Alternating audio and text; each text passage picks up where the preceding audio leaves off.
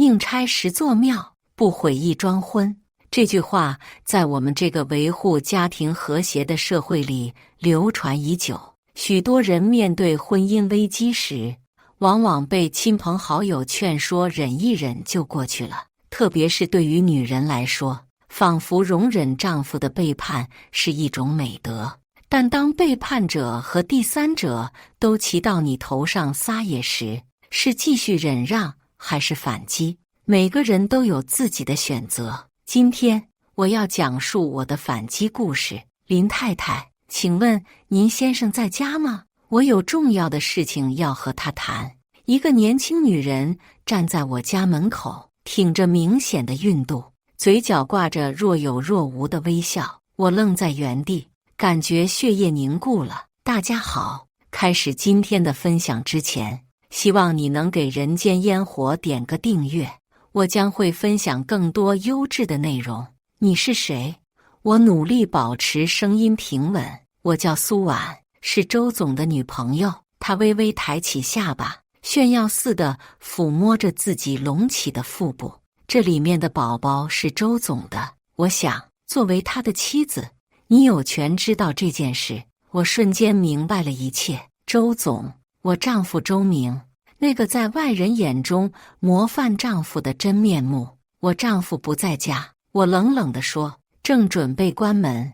那我可以进来等他吗？毕竟我们很快就是一家人了。周总说他会负责的，他打算和我一起抚养这个孩子。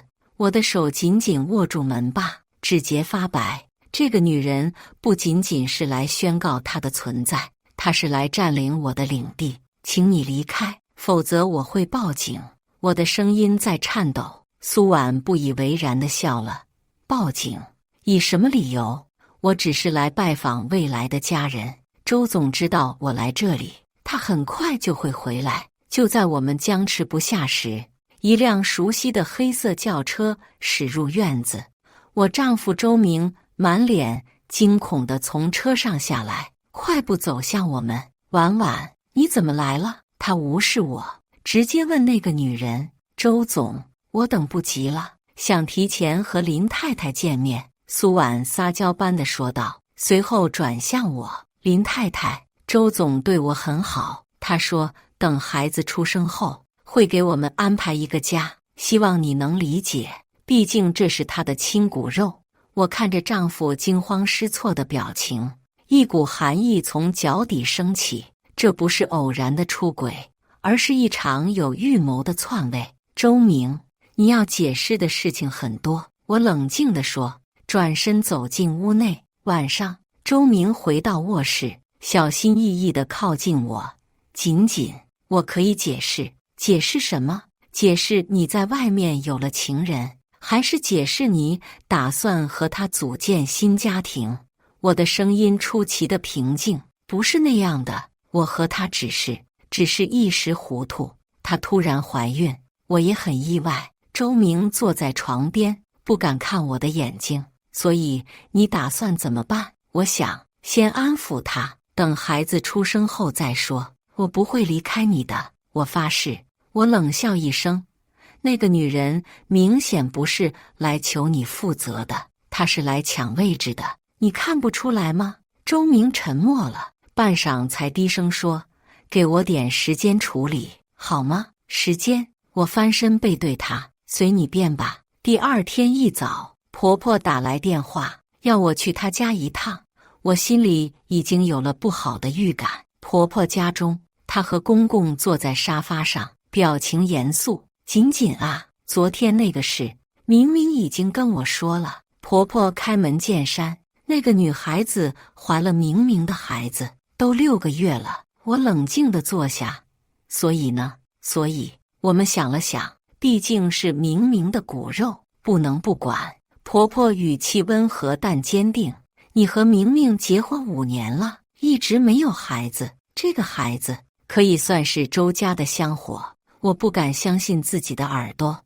婆婆，您的意思是让我接受丈夫出轨，还要我忍受那个女人带着野种进我家门？锦锦，你这话说得太难听了。婆婆皱眉。孩子是无辜的。再说了，女人嘛，大度一点，明明也知道错了，她保证以后对你更好。公公一直沉默不语，眼神飘忽，似乎对这场对话很不自在。我可以原谅周明的背叛，但不能接受别的女人的孩子。我坚定地说。婆婆叹了口气，锦锦，你还年轻，不懂事。那个苏小姐我见过了，人很懂事，也不要求太多，她只希望孩子能得到周家的认可。你要是不能生，就把这个孩子当成自己的抚养，不是挺好的吗？我感到一阵恶心。婆婆的意思已经很明显，她选择了那个小三和她肚子里的孩子，而不是多年的儿媳妇。婆婆，如果我不同意呢？那明明就要做选择了。婆婆语气冰冷，周家必须有后。回家路上，我的心如刀绞。5年来，我一直尽心尽力做个好妻子、好儿媳，因为身体原因迟迟怀不上孩子，我比谁都自责。但我没想到，在婆家眼中，我的价值仅仅在于能否生育。晚上，周明回来后，小心翼翼地试探：“你去我妈那儿了？”“去了。”我平静地说。他告诉我要大度，接受你和苏婉的孩子。周明露出如释重负的表情。锦锦，我知道这对你很不公平，但我保证，除了孩子，我和苏婉不会有任何关系。那个孩子可以跟我姓，但你才是我唯一的妻子。我看着他，突然感到一阵疲惫。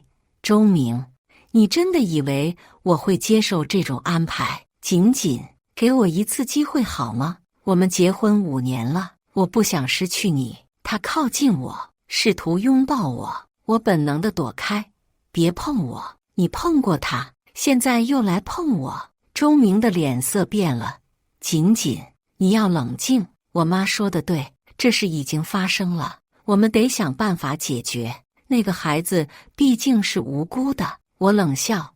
所以你们商量好了，准备牺牲我，成全你们的骨肉亲情？不是那样的。周明急了。我爱的人始终是你啊！我看着他慌乱的眼神，突然明白了一切。他不是爱我，他只是怕失去我对他的付出，怕失去这个舒适的家。那一刻，我做出了决定。周明，给我点时间考虑。我轻声说。他如释重负地点头。好，你慢慢想，我相信你会做出正确的决定。那晚，我们躺在同一张床上，却像隔着一条银河。他小心翼翼地靠近我，轻声说：“锦锦，我们多久没有亲热了？”我感到一阵恶心。你现在还有心思想这个？我想证明给你看，我爱的人只有你。他的手已经伸向我的睡衣，我想推开他，但突然改变了主意。也许这是我了解更多情况的机会。我没有拒绝周明的靠近，任由他亲吻我的脖颈，心里却在盘算着下一步计划。他越是急切地想要证明他的爱，越暴露了他的心虚和欺骗。锦锦，你还爱我吗？他气喘吁吁地问，手已经探入我的衣服。你觉得呢？我反问，目光直视天花板。我知道我错了，给我一次机会。他的嘴唇贴近我的耳朵。等孩子出生后，我们可以一起抚养，就当是我们的孩子。那一刻，我下定决心要实施我的计划。我闭上眼睛，让自己暂时屈服于这场荒谬的亲密，同时在心里已经做好了最坏的打算。第二天，我起了个大早，直奔一个地方——江城老人院。那里住着一个人，是我无意中发现的秘密，也是我即将使用的底牌。江城老人院位于城郊，环境不错，但也不算豪华。我径直走向307号房间，轻轻敲门：“请进。”一个虚弱但温和的声音响起。我推门而入，看到一个60多岁的男人坐在窗边的轮椅上，阳光洒在他略显憔悴的脸上。“小林，你来了。他微笑着向我招手。这位老人叫王勃，是公公周志国年轻时的过错，一个被隐藏了30多年的私生子。我是在整理公公的旧物时，偶然发现了相关信息，经过一番调查后找到了他。王勃最近身体怎么样？我坐到他对面，关切地问。老样子，不好不坏。他笑了笑。你看起来不太好，发生什么事了吗？我沉默片刻，决定直说。王勃，我想请你搬到我家住。他明显吃惊。为什么突然？我婚姻出了问题。我简单说明了情况。我丈夫出轨，对方怀孕了，现在婆家想让我接受那个孩子。王勃叹了口气。所以你想用我来报复他们？不全是。我坦诚道。我确实需要你帮我一把，但也是真心想照顾你。你是公公的儿子，也算是周家人。如果周家要讲血脉传承，那就应该先认可你的存在。王勃沉思良久，最终点头。好吧，我去。不过我有个条件，不要把我当作复仇工具。我只是想在生命最后的日子里，得到一些本该属于我的家庭温暖。我保证。我握住他的手。第二天，我直接开车到老人院接王勃回了家。周明恰好出差，家里只有我一个人。我把主卧旁边的客房收拾出来，安顿好王勃。周家的房子比我想象的要温馨。王勃坐在窗边，看着院子里的花草，轻声说：“这里也是你的家。”我微笑道。傍晚，周明回来了，看到客厅里坐着一个陌生老人，惊讶地站在门口。这位是……来，我给你介绍一下。我走到王勃身边。这位是王勃，你爷爷的儿子，你父亲同父异母的弟弟。周明脸色瞬间变得苍白。你在说什么？我在公公的旧物中发现了一些信件和照片。我平静地说。王勃的母亲曾是你爷爷的秘书，两人有过一段情。王勃出生后，你爷爷给了一笔钱了事，从此不再联系。王勃的母亲独自抚养他长大，去年去世了。他现在一个人住在老人院，身体不太好。我觉得他应该回到周家。周明颤抖着看向王勃。这是真的吗？王勃点点头，从口袋里拿出一张泛黄的照片。这是我母亲和你爷爷的合影，背面有他的亲笔字迹。周明接过照片，呆呆地看着，然后突然抬头。你为什么现在把他接来？我微笑。既然周家这么重视血脉，那王勃作为周家的血脉，难道不该得到认可吗？明天我打算带王勃去见公公和婆婆，毕竟团聚是件好事，不是吗？周明瞬间明白了我的意图，脸色变得更加难看。仅，你这是在报复我？报复？不，我只是在践行周家的家训，重视血脉传承。我的语气依然平静。既然你和你母亲如此看重那个未出生的孩子，仅因为他有周家的血，那么王勃这个确确实实的周家人更应该得到认可，不是吗？周明沉默了，半晌才低声说：“爸妈不会接受的，那就让我们拭目以待吧。”我转向王勃：“明天我们一起去拜访您的哥哥。”回想起我和周明的相识，简直像一场精心设计的骗局。6年前，我在一次商务晚宴上认识了周明。他英俊潇洒，事业有成，对我体贴入微。交往3个月后，他向我求婚，我欣然接受。婚后，我辞去工作，全心全意经营这个家。周明的事业也蒸蒸日上，我们本可以拥有完美的生活。唯一的遗憾是我迟迟怀不上孩子。检查后发现，我的子宫内膜偏薄，受孕几率较低。为此，我尝试了各种方法，甚至忍受了无数次痛苦的治疗。婆婆起初还很支持，但随着时间推移，他的态度逐渐改变，经常在饭桌上提起谁家的儿媳妇又生了，暗示我不孕是对周家的亏欠。周明一开始会为我辩护，但渐渐的，他也开始流露出失望。我知道他渴望一个孩子，所以更加卖力地尝试各种方法。就在我打算尝试试管婴儿时，那个叫苏婉的女人出现了，带着她的孕肚和耀武扬威的微笑。那天下午，我独自驱车前往公婆家，王伯坐在副驾驶上，表情平静但略显紧张。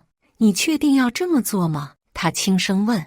这可能会引起很大的冲突，我别无选择。我目视前方，他们想用血脉来压我，那我就给他们一个真正的血脉难题。到达公婆家门口，我深吸一口气，按响了门铃。开门的是婆婆，她看到我身旁的陌生老人，露出疑惑的表情。仅仅，这位是一位重要的客人，想见见公公。我微笑着说，可以进去说吗？婆婆狐疑地让开身。我扶着王伯走进客厅，公公正坐在沙发上看报纸，听到动静抬头，看到王伯时，脸上的表情从疑惑瞬间变成了震惊和恐惧。治国哥，王伯颤抖着开口，好久不见。公公的报纸掉在地上，嘴唇哆嗦着说不出话来。这位是？婆婆困惑地看着丈夫反常的表现。我叫王丽萍，是治国哥同父异母的弟弟。王伯平静地说，我母亲是周家老爷子的秘书，我出生后一直由母亲独自抚养。婆婆的脸色瞬间变得惨白，转向公公，这是真的？公公沉默了片刻，最终艰难地点点头，是的。他是我父亲在外面的孩子。我暗自松了口气，最大的难关已经过去。公公承认了王伯的身份，接下来的事情就好办多了。我找到王伯时，他正住在江城老人院，身体不太好。我解释道，作为周家的一员，我觉得他应该回到家人身边。婆婆的表情复杂至极，既震惊又愤怒，又不知该如何发作。仅仅，你到底想干什么？他终于开口，声音冷冽。我只是在实践周家重视血脉的传统啊。我微笑着回答，既然周家如此看重血脉延续，那么王伯作为周家的血脉，难道不应该得到认可吗？公公和婆婆对视一眼，都看出了对方眼中的恐慌。他们明白我是在用王伯的存在反击他们对苏婉和他腹中孩子的支持。仅仅这两件事不一样。婆婆试图辩解，哪里不一样？我反问，都是周家的血脉，为什么一个要被认可，一个要被遗弃？如果说年龄，王伯已经60多岁了，比苏婉肚子里那个还没出生的孩子更需要家人的照顾。如果说感情，王伯从小就被剥夺了与父亲、兄弟相处的权利，现在更应该得到弥补。婆婆被我的一连串问题问得哑口无言，最后只能求助地看向公公。公公长叹一口气，丽萍，对不起，这些年委屈你了。王伯摇摇头，我不怪任何人。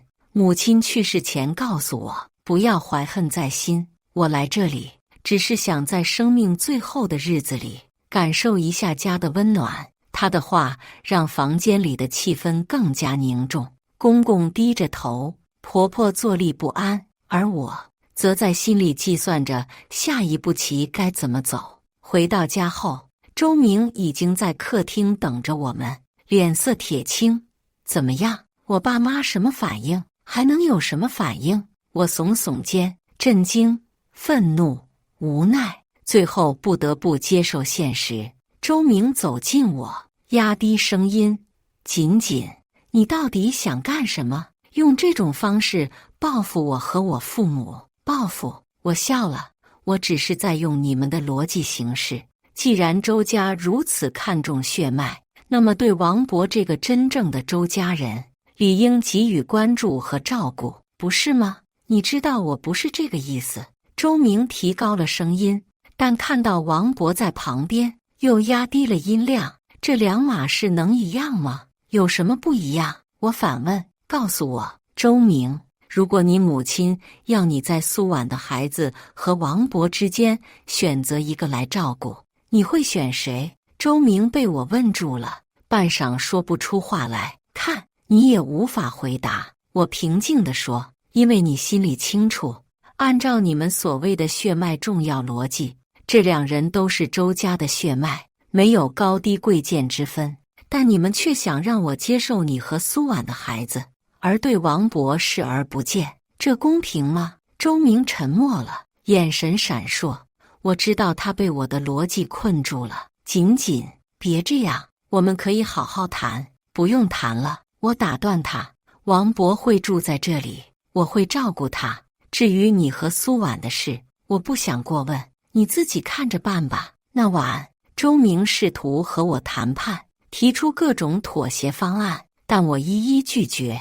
我告诉他，除非他和苏婉彻底断绝关系，否则我不会改变主意。可她已经怀孕了啊！周明崩溃地说，那是我的孩子，我不能不管。王勃也是周家的孩子，却被抛弃了几十年。我冷冷地说，你父亲当年也是这么想的吧？那是我父亲的孩子，我不能不管。但事实呢？周明无言以对，最后只能摔门而去。接下来的日子，家里的气氛越来越紧张。周明经常不回家，公婆也很少联系我。我把全部精力都放在照顾王勃上，带他去医院复查，陪他散步聊天，听他讲述他的人生故事。王勃是个温和善良的人，尽管命运坎坷，却没有怨恨。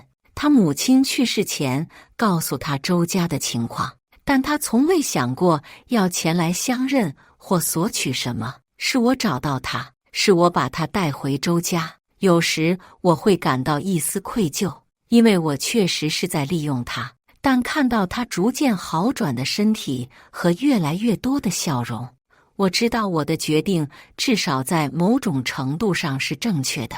1个月后，公婆突然登门拜访。出乎我意料的是，他们对王勃的态度明显软化了，特别是公公，甚至带来了一些老照片，想和王勃分享。仅仅，我们想和你谈谈。饭后，婆婆单独找到我，请说。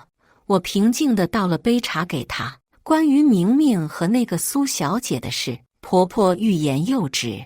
我们已经和明明谈过了，让她断了那边的联系。我挑眉，真的？是的。婆婆叹气。这段时间看到丽萍，我们意识到自己的错误。血脉确实重要，但家人的感受更重要。明明做错了事，不该让你来承担后果。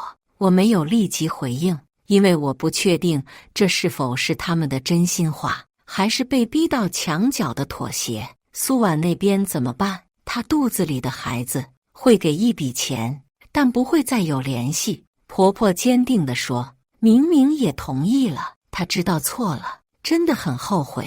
给她一次机会，好吗？我沉思片刻，我需要她亲口告诉我，而且我要看到实际行动，不只是口头承诺。婆婆点头，她会的。另外，关于丽萍，我们想邀请她搬到我们家住，毕竟他是治国的弟弟，应该得到家人的照顾。这倒是出乎我的意料。看来王勃的存在确实触动了他们内心深处的某些东西。事情的转折点出现在3天后。那天，周明郑重其事地回家，带着一叠文件。这是什么？我问道。离婚协议。他平静地说。看到我震惊的表情，又补充道，不是和你的，是和苏婉的。你们结婚了？我惊讶地问。没有。但他要求签订抚养协议，相当于分手协议。周明解释，我拒绝了。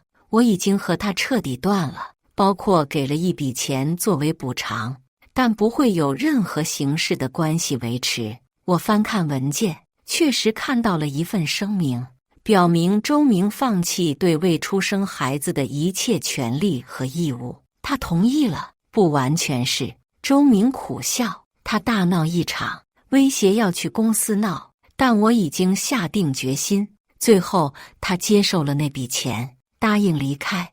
我沉默地放下文件，不知道该说什么。一方面，我为周明的决断感到欣慰；另一方面，想到那个未出生的孩子将来会面临的困境，又感到一丝不忍。仅仅我知道我错了。周明坐到我身边，小心翼翼地握住我的手。这段时间，看到你和王博相处，看到父亲面对过去错误时的痛苦，我明白了一些事情。我不想重蹈父亲的覆辙，不想用一个错误去掩盖另一个错误。我没有抽回手，但也没有回应他的热情。你知道，信任一旦破裂，很难重建。我知道。但我愿意花时间去修复。他诚恳地说：“给我一次机会，好吗？”我看着他的眼睛，想从中找出一丝欺骗的痕迹，但只看到了真诚的悔恨。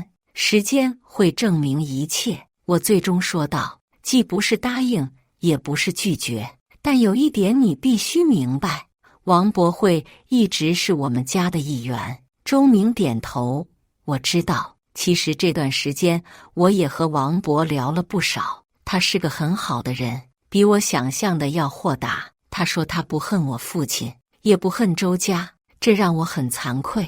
他经历过太多，已经看透了恨的无用。我轻声说：“那晚，周明在沙发上睡了，没有强求回到我们的卧室。这个小细节让我看到了他的改变，他在尊重我的感受。”给我空间和时间。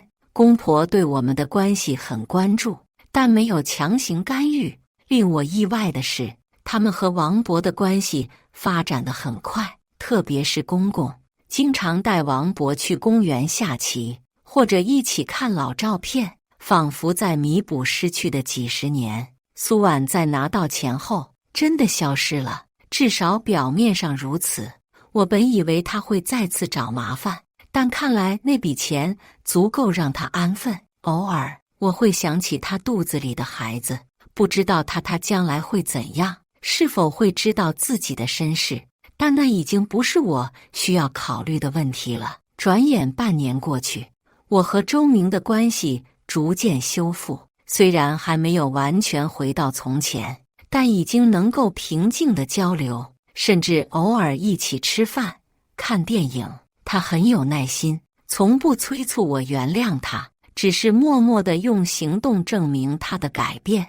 王博的健康状况有了明显好转，医生说他的生命力比预想的要顽强得多。他现在住在公婆家，但经常来我们这里小住，成了连接我们两家的纽带。一天晚上，我们一家人在餐桌前吃饭，气氛和谐。王博突然说：“锦锦，谢谢你把我带回周家，这半年是我这辈子最幸福的时光。”我握住他的手，王博，是你给了我勇气面对这一切。周明在桌下轻轻握住我的另一只手，我没有抽开。那晚，当周明小心翼翼地问是否可以回到我们的卧室时，我点了点头。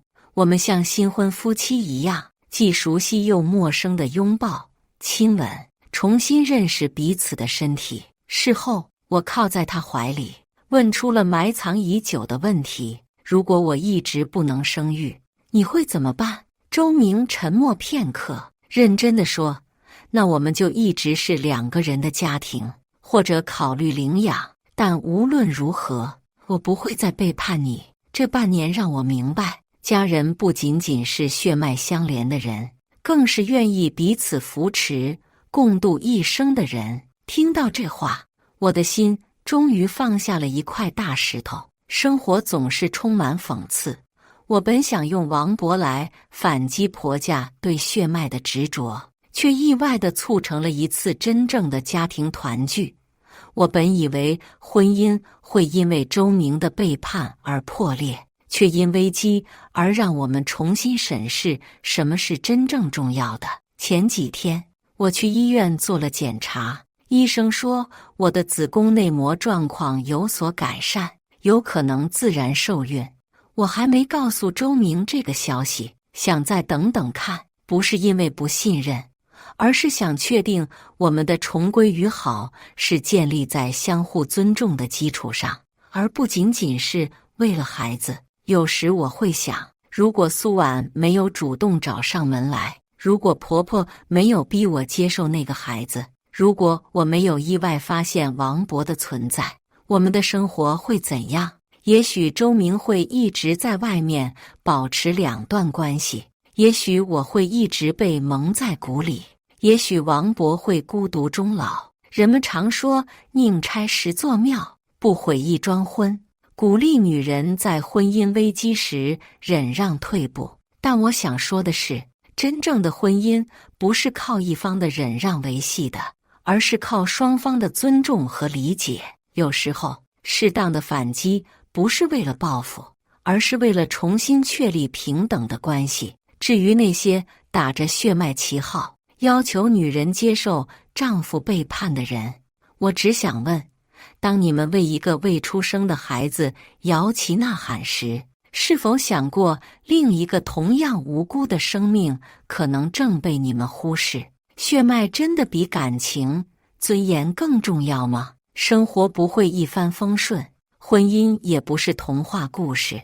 我和周明的故事还在继续，未来会怎样，我不确定。但我知道，无论发生什么，我都会坚持自己的底线，珍视真正值得珍视的人和事。这或许就是我从这场风波中学到的最重要的一课。以上就是今天分享的故事。大家有什么想说的、想吐槽的，欢迎在下方评论交流。也更希望能给人间烟火点个订阅，我将会分享更多优质的故事内容。